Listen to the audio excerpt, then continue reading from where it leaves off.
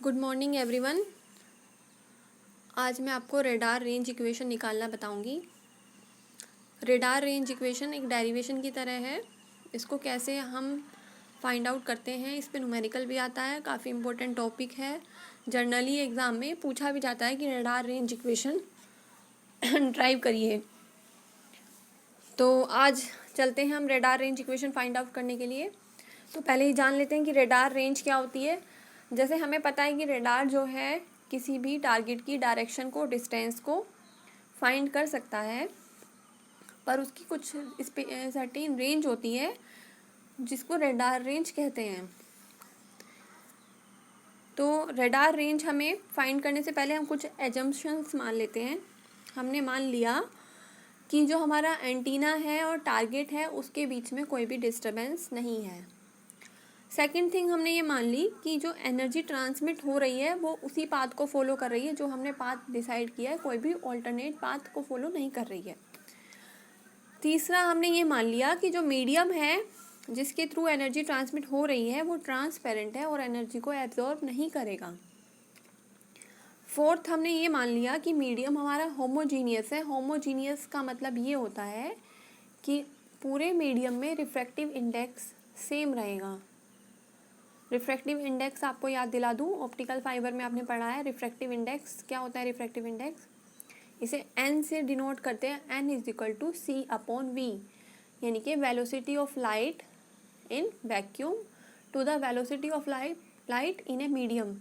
इनका रेशो जो होता है उस मीडियम का रिफ्रैक्टिव इंडेक्स कहलाता है। तो रिफ्रैक्टिव इंडेक्स मीडियम होमोजीनियस का मतलब ये होगा कि उस मीडियम का रिफ्रैक्टिव इंडेक्स पूरे मीडियम के लिए सेम है, कहीं पे भी वेरी नहीं कर रहा है। तो अब चलते हैं कि रेडार रेंज इक्वेशन कैसे फाइंड करनी है। एजम्पशन हमें सब पता चल गए। रेडार रेंज इक्वेशन के लिए हम पहले ये मान लेंगे कि एंटीना जो है आइसोट्रॉपिक है।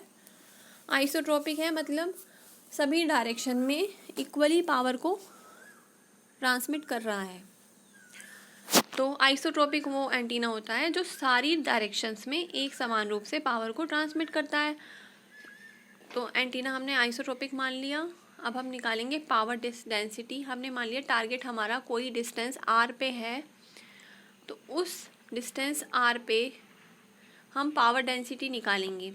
पावर डेंसिटी क्या होती है?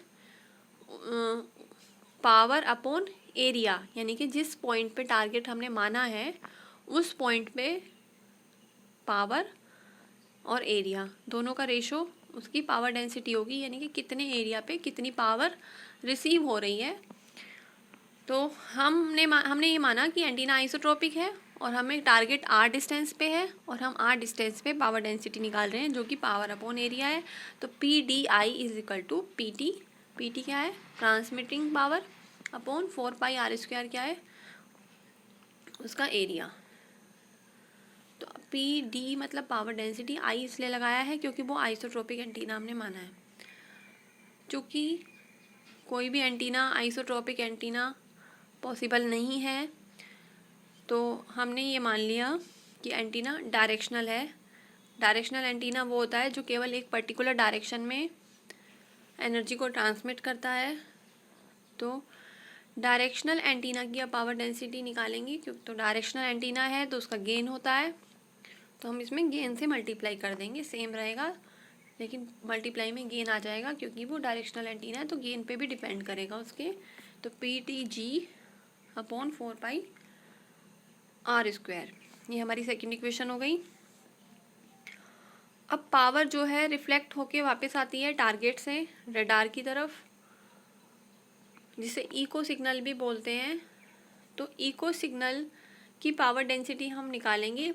इको सिग्नल की जो पावर डेंसिटी होती है तो वो किस पे डिपेंड करती है? Power density of the directional antenna upon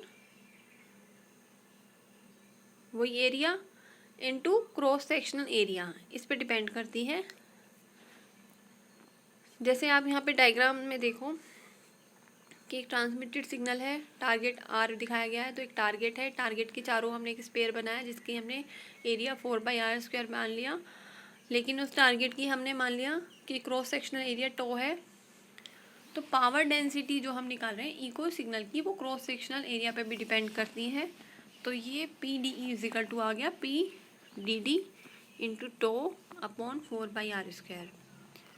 अब इक्वेशन 3 में हम इक्वेशन 2 से वैल्यू रख देंगे। वैल्यू रखने पे P D E is equal to P T G 4/r² into टो अपॉन 4/r² आ गया।